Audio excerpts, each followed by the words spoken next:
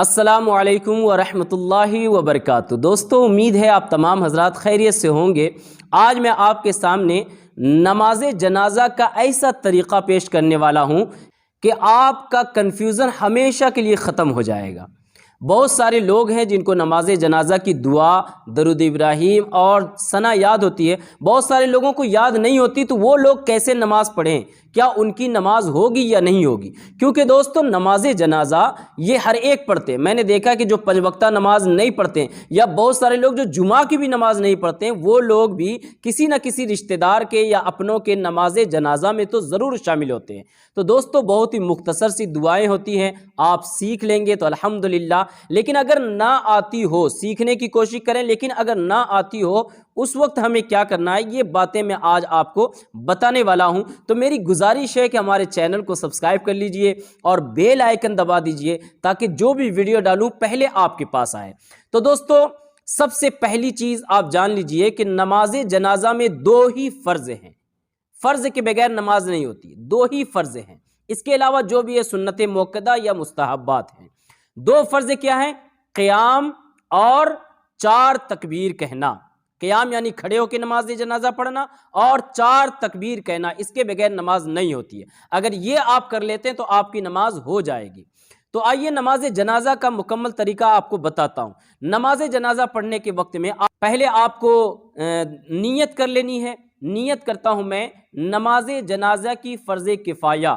یہ فرض کفایہ ہے دوستو، یعنی کسی ایک نے بھی پڑھ لیا تو سارے کے سارے بذل ذمہ ہو گئے، اور اگر کسی نے نہیں پڑھا تو جس تک خبر پہنچی تھی سب کے سب گناہگار ہوں گے۔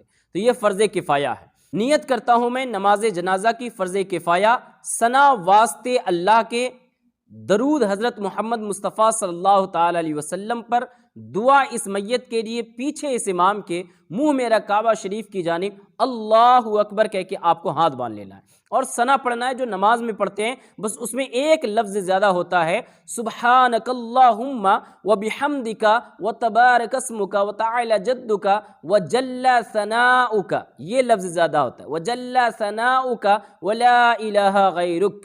یہ آپ نے پڑھا۔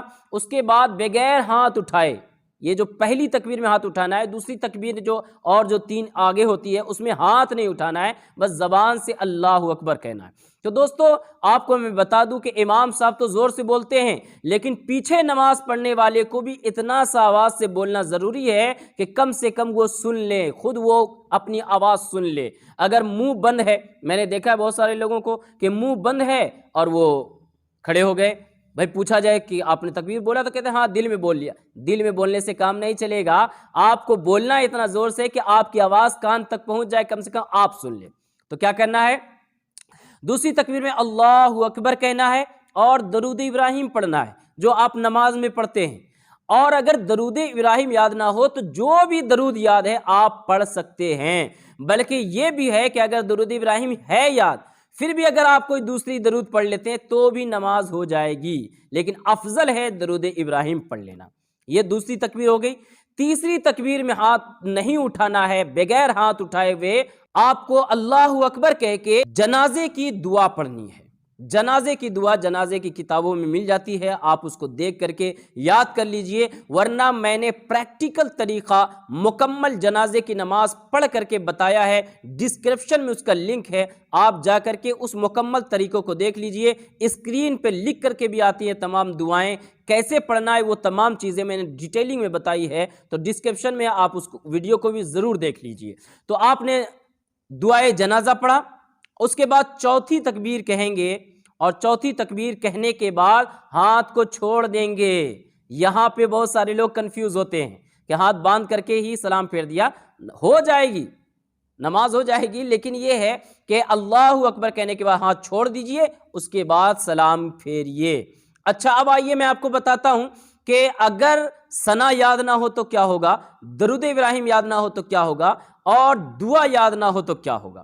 دوستو، یاد کرنا ضروری، آپ یاد کر لیجئے، بہت اچھی بات ہے، لیکن اگر کسی نے ثنا بھی نہیں پڑھا، درود ابراہیم بھی نہیں پڑھا، جنازے کی دعا بھی نہیں پڑھا، تو بھی اس کی نماز ہو جائے گی۔ یہاں تک کہ اگر اس نے نیت بھی زبان سے نہیں بولا تب بھی اس کی نماز ہو جائے گی۔